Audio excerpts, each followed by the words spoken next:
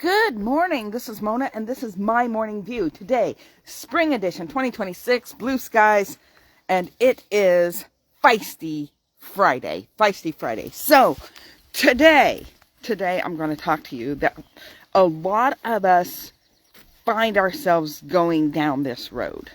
We find ourselves going down this road, and I say a lot because it's not everybody, and I say we because I myself find myself going down this road. And I don't do it intentionally.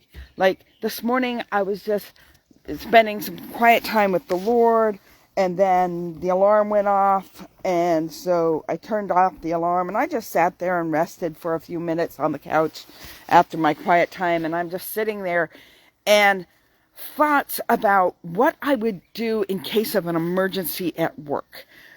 Certain scenarios going through my brain. It was I ended up being angry. I ended up being like, just going through these scenarios thinking, if this happened, and I was like, wait a minute, stop that. Yes, it's fine to think about scenarios so you know what you're going to do in case of an emergency. But if you stay there sulking in it, if you stay there pondering it, if you stay there just rolling it over and over in your mind like I was doing for like 10 minutes, I was like, that is negative thinking. And negative thinking needs to stop now. So I just got up and was like, no more relaxing and resting there, because it obviously got me into trouble. I have to move my body. It's just like when I used to say, when you were rolling down in those negative thoughts and you're angry and you're frustrated and you're anxious, you have to put your hand up. The stop sign. Stop. I'm in the middle of an argument. Stop.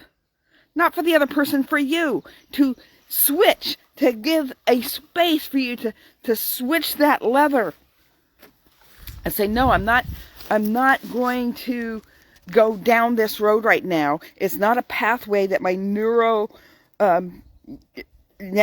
elasticity, it's that space where your brain can change. Neuroplasticity is a renewing of your mind, but you can renew it the wrong way or you can renew it the right way. When you entertain negativity, and that is anywhere from, your workplace, and you hate it and it's frustrating and all this stuff is going on, and I'm not saying that it's not. Okay. Believe me, I was in a workspace that had a lot of negativity. There was a lot of workplace abuse that was taking on. And so it's not that the circumstances weren't happening. They absolutely were. But I was allowing negativity to just drain me year after year after year after year, to the point where I had damaged my frontal cortex. Ended up with autoimmune disease. Had all this stuff. You've heard the stories. My frontal cortex. I lost a lot of my memory, focus, problem-solving skills. The thing about the frontal cortex is it's for problem solving. It's for personality. It's for all your upper level thinking. When it comes to how are we going to go through this? What are we going to do to get through this? How do we figure out this puzzle? How do we figure out, there's a whole lot of things. You can look up what the frontal cortex involves, what its function is. Negative thinking, when you are a chronic negative thinker, it can damage the frontal cortex. When you damage the frontal cortex, you have a hard time controlling yourself. You have a hard time governing yourself. And you never blame it on yourself, because it's always the outside extension of circumstances or people that have brought you to this place. Guess what? They didn't damage your frontal cortex. You did. You did. Okay, it's a Feisty Friday. I told you it was Feisty Friday, right? Feisty Friday, the day I get to offend, and sometimes even myself. All right. Just to get that through and clear, that doesn't mean that your brain has to stay damaged, because neuroplasticity, you can renew your mind. You can renew your mind. You can start thinking more positive thoughts. You can start thinking more positive thoughts. Sometimes in those rest states is when the devil likes to attack with putting thoughts in my head. And as long as I entertain those thoughts, I can go down that road. And a lot of times that happens while I'm sleeping or starting sleep. I'll have dreams that are not real positive dreams. But boy, as soon as I recognize it, as soon as I'm able to either wake myself up or change the outcome of the dream, because we can do that. We can do that. It takes practice to do that, but you can do that. So, you know, I don't go on Facebook very often. I do these here. I don't spend a whole lot of time looking at stuff on Facebook. And part of that is because there was so much negativity being spewed out continually. Even yesterday, when somebody was asking a question, and they were asking it with an anonymous, as an anonymous person inside a community thing, and they were asking people questions, and people were just attacking them. One, because they were anonymous. Now, I don't see any point of being anonymous. You either stand by your word or you don't. You either, say something that maybe you regret saying later, and you don't, but when you're anonymous, you're taking out that space that gives you credibility to the question, really. And so people were attacking that, but it's still a form of negativity. Instead of just answering the person's question, they had this feeling like they had to exert, something beyond that. And so I remember, and it got into politics well, the question was a political question, but it got into politics about, whether you like the administration, whether you don't like the administration, whether that's local, which this was on a local thing. It wasn't on a national level or a state level. Well, a lot of people right now are pretty upset with the state in our town. But we won't go there. So the thing of it is that on social media, a lot of times there's a lot of negative things that are just spewed out. And what's in your heart is what comes out of your mouth. And so it's really bothersome, especially if somebody proclaims Christianity. They proclaim that they are a follower of Jesus, and yet they just spew out negativity out of their mouth. And so it's like, well, what are they meditating on? What are you meditating on? What are the things that you think about all the time? Is it about the negativity of politics? Or maybe instead of negativity, come up with some solutions. Come up with some solutions.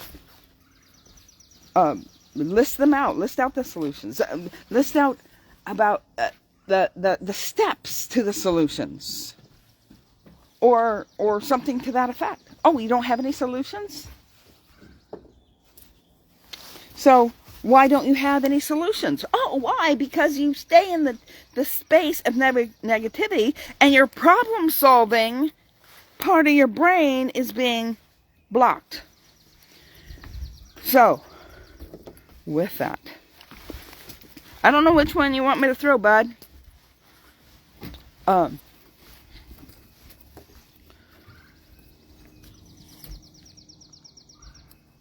You can be thinking about your workplace. You can be thinking about politics. You could be thinking about your family dynamics, and stay in this negative, constant negative mode, and you're making yourself unhealthy.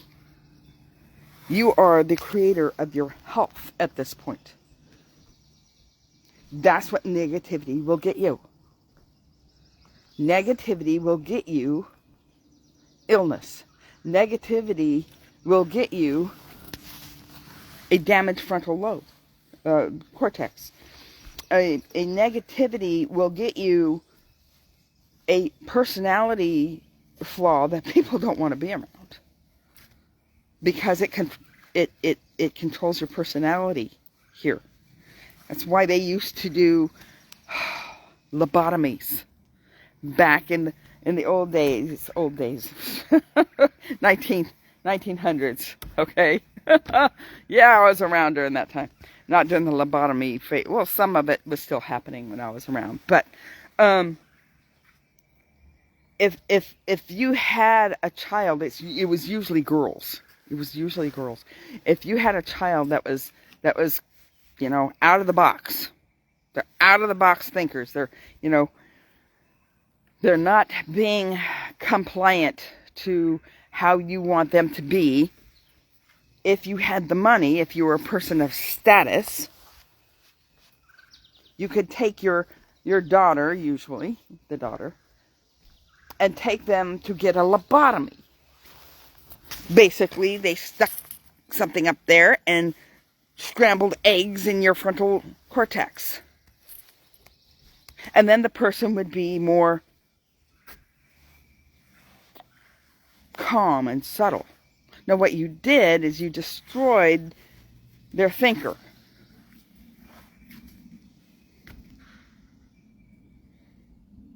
You took out the part that was them. You took away that ability for self-control, because you wanted the self-control over your child. I doubt if there's anybody here that has ever given their child a lobotomy, or they didn't do it. They took them to a doctor to do it. But hey, if you're offended at what I said, oh well. Because the facts are the facts, and that's pretty much why they really don't do them anymore like they used to. Because the frontal cortex was damaged. Scramble, scramble, scramble.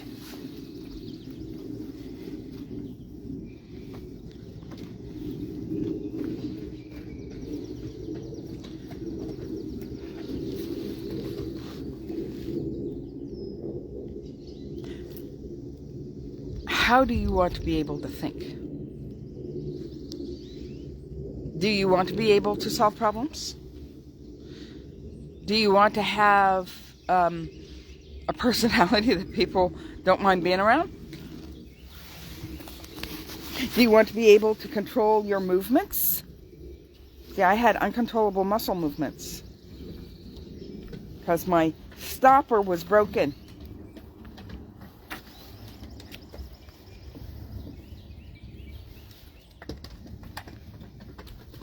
I wasn't able to think. I wasn't able to do my job. And I blamed my circumstances. I had a supervisor for a very short time. But she said I was only allowed one complaint a day. And I said, can I have one complaint about life and one complaint about work? I was trying to see out of it. But you know what? It helped me to somewhat control the negativity that was at least coming out of my mouth. I was still thinking it. I was still damaging this.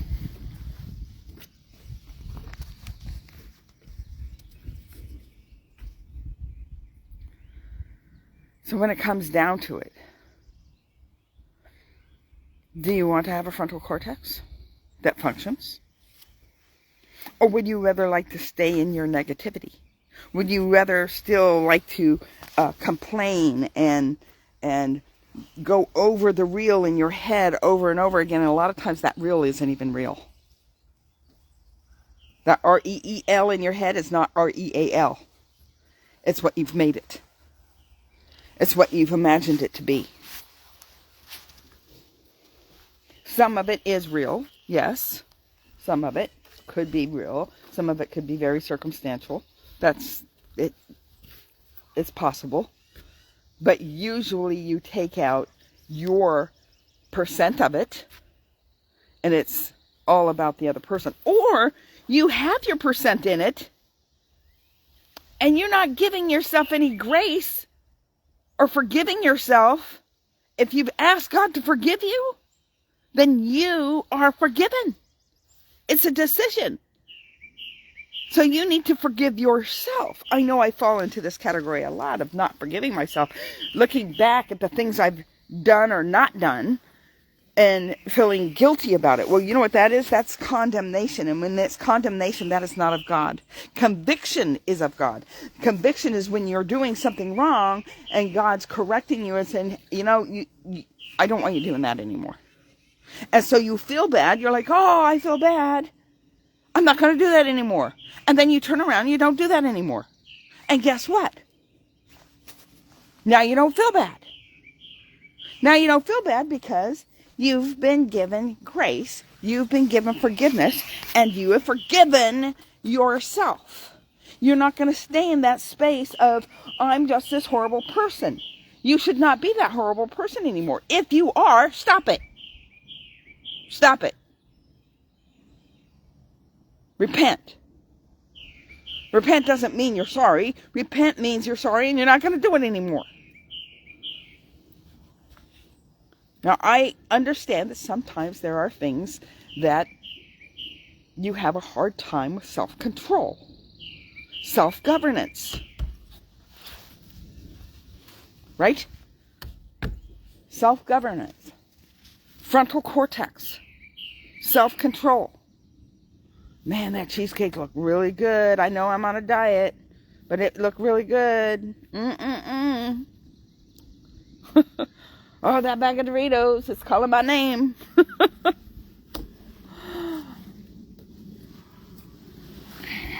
And you mess up because you lack self-control. But self-control is practiced. You practice it and you get better at it.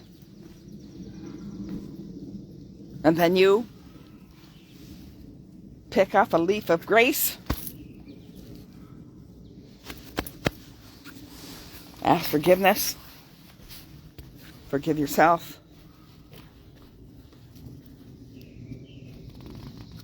Do better the next time. Maybe it'll take longer before you have that cheesecake. Maybe it'll take longer before you have that Dorito. Maybe it'll take longer before you grab that fruit off the tree of knowledge of good and evil.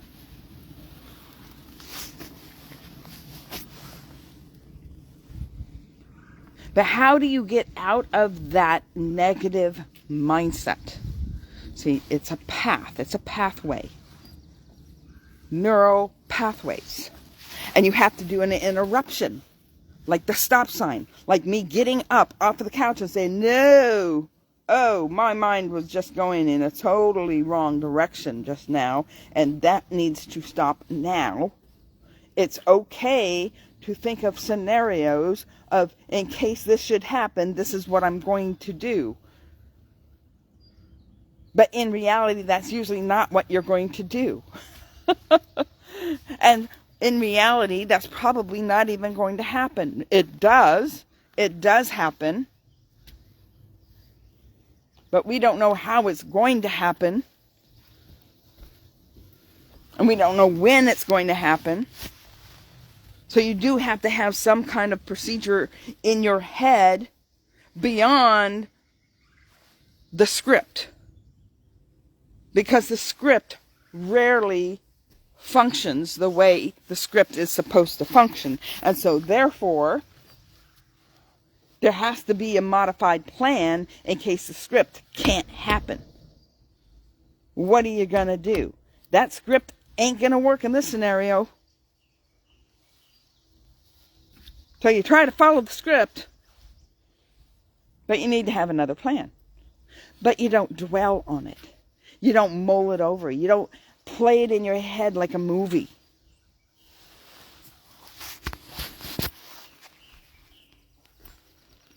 Because it's a dark road.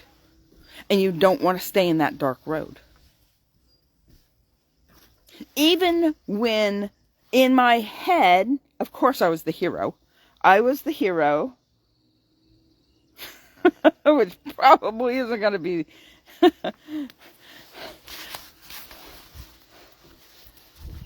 So here I am, the hero of the story. And so it turns out okay. It turns out okay. Mona saved the day. In this dark scenario. Don't need to go down that road. Not at all. Okay? You have to interrupt it. And the way you interrupt it is you either move your body in a way that is not natural, like the stop sign, or move your body so it just...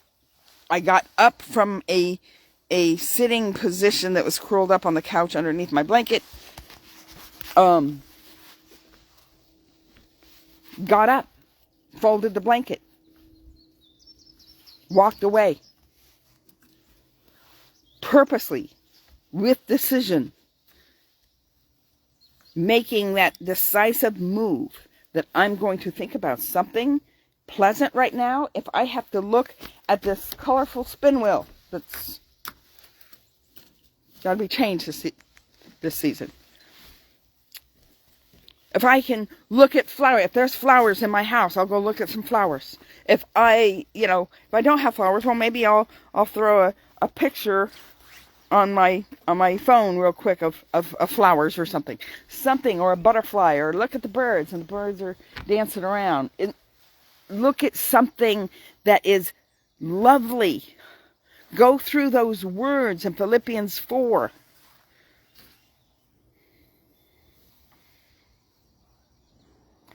Focus on that. I know that it's hard to focus when you have a damaged frontal cortex. Believe me, I know it is. And it takes practice, and it takes a while. It doesn't happen overnight. Unless you're healed miraculously, which I don't take that off of the table.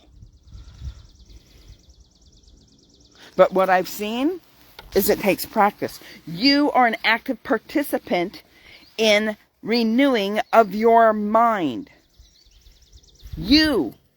It is up to you to change things. It is up to you to get out of that negativity that is destroying your brain and go to something positive, so that your brain will have a renewal.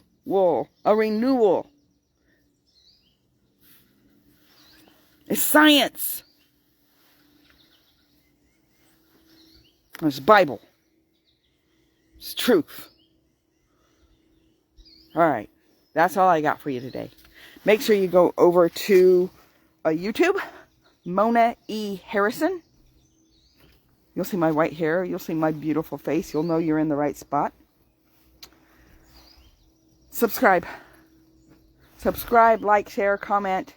Get all the bells and whistles. Notifications. Mona E. Harrison. Different than my Facebook profile. All right. Blessings, everybody. Have a great day. And I will see you Monday.